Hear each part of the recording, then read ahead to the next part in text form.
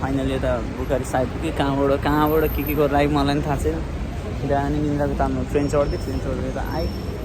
तर यहाँ आएर एउटा साथीहरूको सामान थियो र सामान चाहिँ दिएर जाउँ भनेर बसिरहेको खोइ त आउँदा आउँछोस् ग्लास हेरेर यता बुखारेस्ट अलिक फोरी जस्तो फिल भइरहेको छ अलिक प्याकिङ रहेछ यता क्राउडहरू धेरै हुने रहेछ ठिकै छ के भन्नु होला ठिक चाहिँ पुरा ट्रेन चढ्दै हिँड्छु होइन आज चाहिँ मजा आयो कहाँ बाटो चाहिँ थाहा छैन तै पनि राम्रो यहाँ खोइ सामान लिन आएको दिदी बहिनीहरू भेट्दा थियो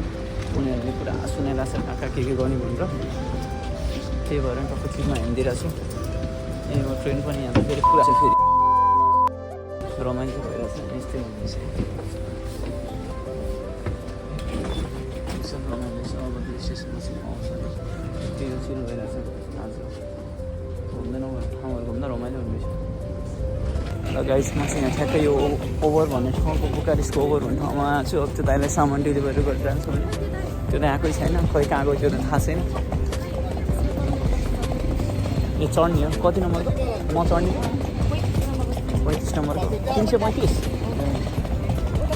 र यहाँ पनि अब हाम्रो असमतिर लागेको जस्तो बजार लागेको जस्तो लाग्दैन रहेछ यहाँ ठिक छ रमाइलो छ यहाँ अब ल्याङ्ग्वेज चाहिँ त्यही हो खुलित त हो इङ्ग्लिस पनि बुझ्दैन आफूलाई त्यत्तिकै कहिले खायो केही बुझ्दैन यताको मान्छे आफ्नै भाषा बोल्नु मात्रै ट्राई गरिदिनु रहेछ ठिक छ जस्तो भयो भने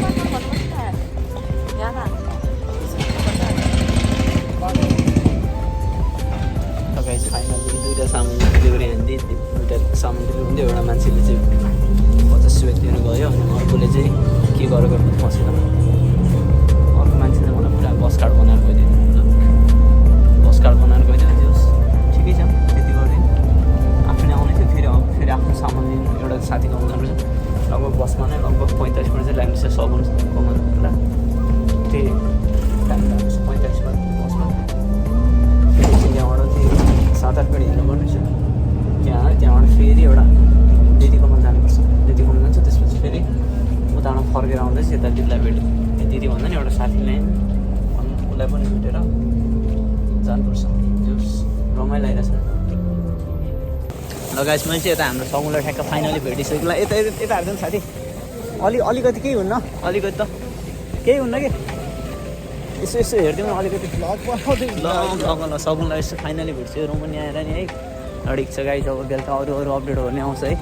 अब यहीँभित्र म यहीँ बाहिर बसिरहन्छु ल केही फरक पर्दैन ठिक छ त्यसमा साथीको चाहिँ यता बुखारेस्ट चाहिँ सेक्टर 2मै परेछ राम्रै भयो हाम्रो उता माथि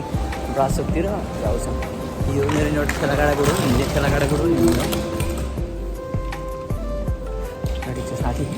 साथीले मेरो सामान लिएर फेरि यहाँ राखिरहेको रहेछ त्यो लिएर फेरि दिदीकोमा जान्छ साथीको काम गर्ने ठाउँ चिल नै छ यस्तो रमाउँछ साथीहरू यस्तै हो यहाँ म पनि यत्तिकै आनन्द लाग्यो ए बुढा हिँड्यो ल गाइस अब भर्खर सबैलाई पनि भेट्यो सामान अलिकति चाहिँ त्यो पनि अब फेरि म उता दिदीकोतिर जान्छु लास्ट टाढा चाहिँ 3-4वटा बस फेर्नुपर्ने रहेछ अब फेरि गुगल म्याप हेर्दै सोध्दै गुगल म्याप हेर्दै सोध्दै टक्क जानुपर्छ बाहिर चाहिँ रहेछ गुगल म्याप भन्ने कुराको इम्पोर्टेन्ट कति छ भन्ने कुरा बाहिर आएपछि मात्रै थाहा हुन्छ नेपाल बस्ने थाहा हुनु बाहिर आउनु चाहिँ एकचोटि अनि त्यसपछि थाहा नै नभएको ठाउँहरू त्यो जानुपर्छ अनि त्यसपछि चाहिँ ठक्क चला परिहाल्छ लगाइछ अब म 3-4वटा बस चेन्ज गर्नुपर्छ त्यसको लागि चाहिँ अलिक आउँदैछ त्यसको लागि अब बिस्तारै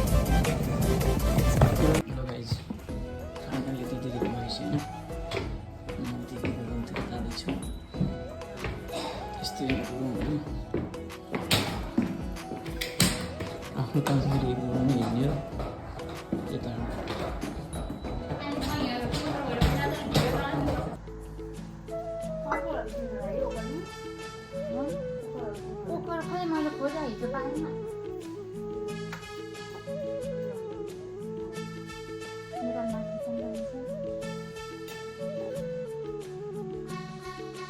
मन्त्र सन्त हान्नु पर्ने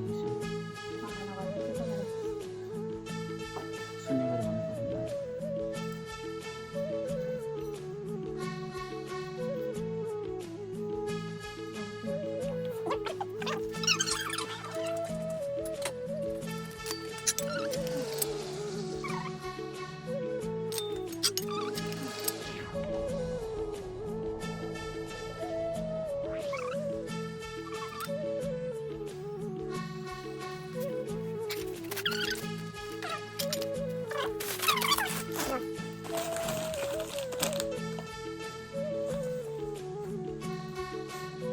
बस्छ भने लिन्न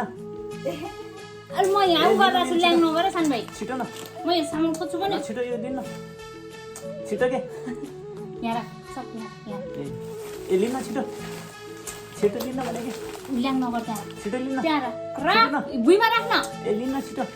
सान भाइ मलाई किचन नगर भुइँमा राख भने बिस्तारै के ए भुइँमा राख्नु समाउनु न के गन्दै गयो हो क्या हो भयो दिन्न एउटा